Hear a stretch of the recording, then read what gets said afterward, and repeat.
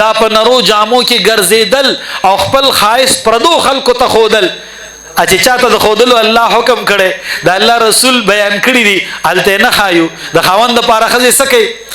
لوښي انځلي، د هغې هغه یخ کې هغه توروالی، هغې د لوښو نه لر کړی، په هغې لاس تور شوی، پوزې ګرولي، په هغې غوږ ګرولي، تندی ګرولي، او هغه تور کې یې په مخ پسې نښتي، او خیرنې جامې او د خولو بدبویي چې خاوند له مخې له راشي هغه وایي خدایه زما ښځه ده که بیش بلا ده، او داسې بدبویي او د خولو هغه بدبویي ته ځي.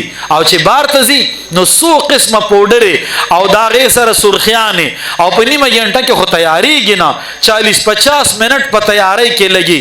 عزتمندو دا د شریعت نه خلاف ورزي ده.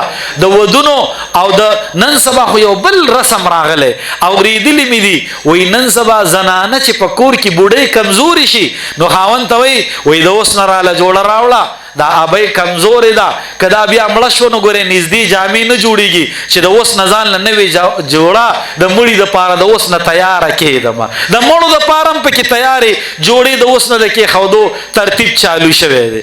کو رسمونو او د رواجونو نه د ښځو خبر شوی، دنیا یې یوړله دې خبرو، سړي یې بار ملکونو ته ورسول، دې خنې کوي وایي زمونږ خرچې نه پوره کېږي. خرچې پوره کېږي خو که زنانو همت وکړو. زمونږ استاد فرمایل وایي زه اکثر زنانو ته ویم چې د خاونم 20,000 تنخواهی او ګټې د میاشتې په 15,000 ګزاره کوئ، چې 1,000 تنخواهی په 15,000 ګزاره کوئ.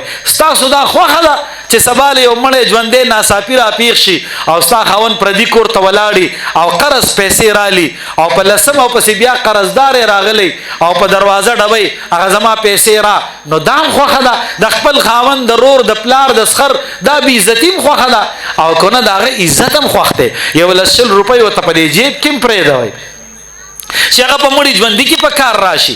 نو د خپل کور نظام ښکلی جوړ کړو، په سادګۍ سره خپله زندگی تیرو، د ذکر و اذکار د نفلونو د عبادتونو زندگی تیره کړو، صرف په ځان ښایسته کولو، په مړو په ژوندو په سنتونو او په کویدنو پسې په ګرځېدو او په مختلف قسمه پروګراماتو کې د شمولیت او په دې کې خپله زندگی یوازې نه تیرو.